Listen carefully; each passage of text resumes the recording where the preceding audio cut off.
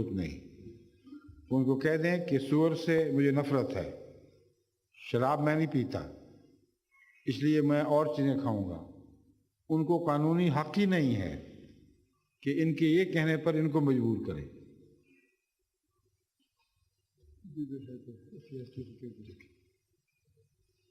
और सवाल? मेरा ख्याल है अब ये आखिरी सवाल होना चाहिए। नमाज का वक्त हो गया, अजान का है 10 मिनट तक। अस्सलाम वालेकुम हुजूर। Azan can be given, and immediately after the azan we will say our prayer here and call it a day with that, right? हाँ जी, फरमाइए बच्चे, क्या बात है? अस्सलाम वालेकुम हुजूर। मेरा नाम है मुनीर और मैं सवाल पूछना चाहता हूँ। जब मैं अलामिया के पास जाऊँगा और जब मेरा कोई भाई भी वहाँ जाएगा अलामिया के पास, फिर मैं उसको पहचान सकता हूँ? जो भी खुदा के नेक बंदे मरने के बाद जन्नत में इकट्ठे होंगे वो एक दूसरे को पहचानेंगे, बल्कि कोई उनमें से कमज़ोर भी होंगे ना जी, निचली दर्जे की जन्नत के, तो उनको अल्लाह उनके अच्छे भाइयों या अब्बा उम्मी की वजह से ऊंचा करके उनके साथ मिला देगा। इसलिए वहाँ आप सबको पहचानेंगे, लेकिन ये शक्ल नहीं होगी, कोई और शक्ल होगी जिसमें आपको उठाया जाएगा। मगर खुदा ताला उस शक्ल को आपके लिए ऐसी बनाएगा कि आप उसको पहचान सकेंगे। समझ गए? अस्सलाम वालेकुम वरहमतुल्लाहि वबरकातुहू। वालेकुम अस्सलाम वरहमतुल्लाहि वबरकातुहू। प्यारे हुजूर, अल्लाह ताला ने जब बनी इसराइल पर इतने एहसानात किए हुए थे तो फिर उनके मुंह से ये अल्फाज क्यों निकले थे, इज़हब अंता व रब्बुका फकातिला इन्ना हाहुना काइदून, तू और तेरा रब जाओ और दुश्मन से जंग करते फिरो, हम तो यहीं बैठे हैं। इसलिए कि वो कौमें जिनकी अल्लाह ताला इस्लाह फरमाता है फ़ौरन उनकी इस्लाह नहीं हो जाया करती, बल्कि वक्त लगता है और बार बार उनको पुरानी आदतों की तरफ वापस जाने की आदत पड़ी होती है। तो इसीलिए अल्लाह ताला ने हज़रत मूसा अलैहिस्सलाम के मानने वालों को बहुत लंबा अरसा जंगलों में गुजारने पर मजबूर किया, क्योंकि जब वो आराम की ज़िंदगी पाते थे तो फ़ौरन बिगड़ जाते थे। बस तरबियत की कमी नहीं, अपनी पुरानी गंदी आदतों की वजह से उनकी इस्लाह मुश्किल थी। उसकी वजह यह है कि ये वो लोग थे जो सैकड़ों साल तक फ़िरौन ने मिस्र के फ़िरौनों के मतहत नहायत गंदी ज़िंदगी बसर कर रहे थे। इनको अचानक बदलना मुमकिन नहीं था। चुनांचे कुरान करीम ने वो सारे दौर बयान किए हैं जिनसे गुज़रे हैं, जिनके नतीजे में हज़रत मूसा को बहुत मेहनत करनी पड़ी, फिर अल्लाह ने और अंबिया भेजे, फिर और हर आने वाले नबी के बाद आहिस्ता आहिस्ता ये लोग चमकते रहे और पहले से बेहतर होते रहे। समझे? यहाँ तक कि फिर तनाज़ुल का दौर शुरू हो गया, फिर इनकी वापसी शुरू हो गई।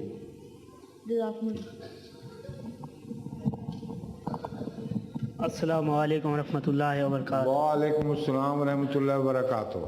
हुजूर, मेरा नाम इकबाल अहमद जी। मैं बांग्लादेशी हूँ। ठीक। मैं ईदरलैंड से रब्ता रखता हूँ। उर्दू कहाँ से आ गई आपको? थोड़ा थोड़ा इधर आकर मेरे पता चल गया ना। शाबाश। हुजूर, मैं बांग्ला से बात कर सकता? हुजूर, आप इजाज़त दो तो मैं। আপনার নাম কি? मेरा नाम इकबाल अहमद। আপনার বাড়ি কোথায়? আমার বাড়ি ঢাকা, বাংলাদেশ। কেমন আছেন? ভালো আছি, আপনি কেমন আছেন? মাশাআল্লাহ।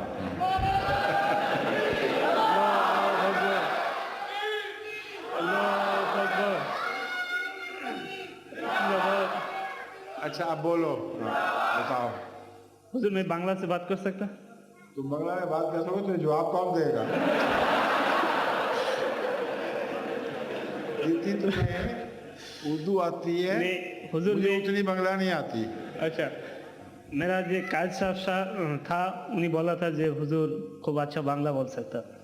मैं कुछ समझ लेता हूँ, ये ठीक है, मैं वहाँ जाता रहा हूँ ना, जी मगर इतनी ज़्यादा नहीं समझ सकता कि किसी इल्मी सवाल का जवाब सही दे सकूँ।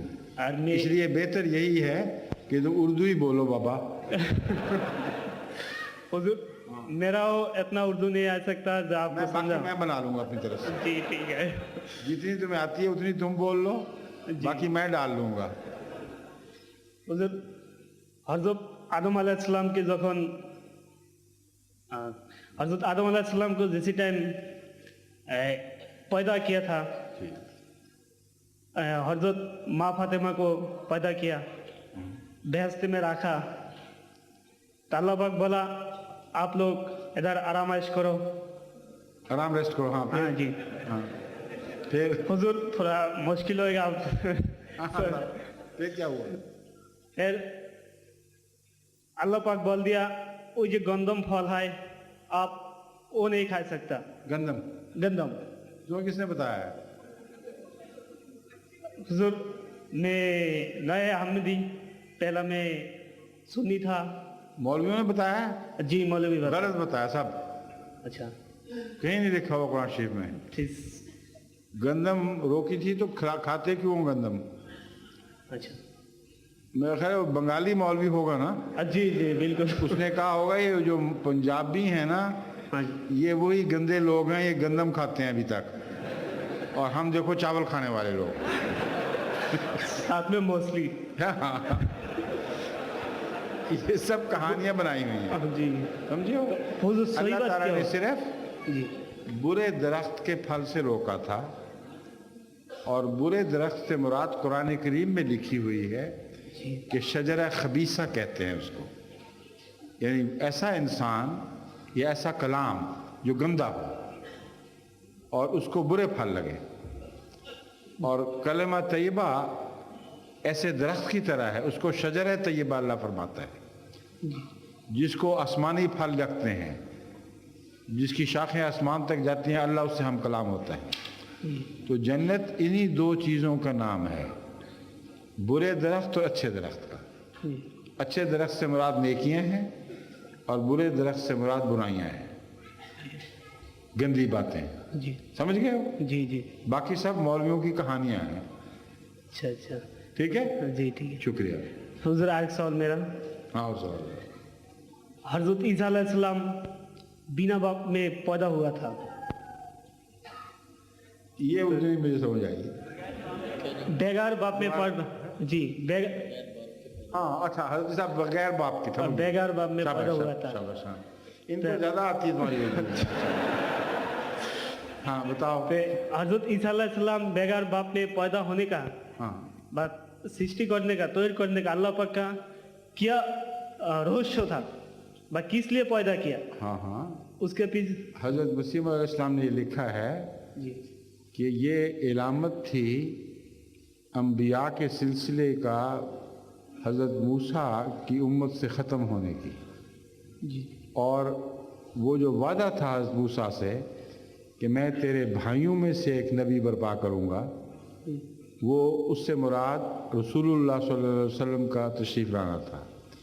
तो हज़रत मसीह मौऊद अलैहिस्सलाम ने बहुत ही उम्दा बात लिखी है, फरमाया कि हज़रत ईसा चूँकि आखिरी नबी होने थे मूसवी उम्मत के, इसलिए उनके इंसानों में गंदगी आ चुकी थी, वो इस काबिल नहीं थे कि अच्छे लोगों को पैदा कर सके। जिस तरह हज़रत नूह ने दुआ की थी कि ऐ खुदा अब ये लोग इतने गंदे हैं कि आगे नस्लें भी गंदी होंगी, तो अल्लाह ताला ने उन लोगों को रद्द करने के लिहाज से हज़रत मसीह को बे बाप के पैदा फरमा दिया और आगे उनकी नस्ल नहीं चली, जिसका मतलब था कि ये रूहानी सिलसिला पीटर आउट हो गया, बस ख़त्म हो गया। ये हज़रत मसीह मौऊद अलैहिस्सलाम ने एक हिकमत बयान फरमाई है, समझ गए? जी जी ठीक, शुक्रिया। शुक्रिया। अस्सलाम वालेकुम रहमतुल्लाहि व बरकातहू। रहमतुल्लाहि व बरकातहू। मेरा नाम मोहम्मद नौमान राजा है और मैं मजलिस हुद मार्ग से ताल्लुक़ रखता हूँ। ठीक। और मेरा सवाल ये है कि ये जिन सब वजीफ़ा करते हैं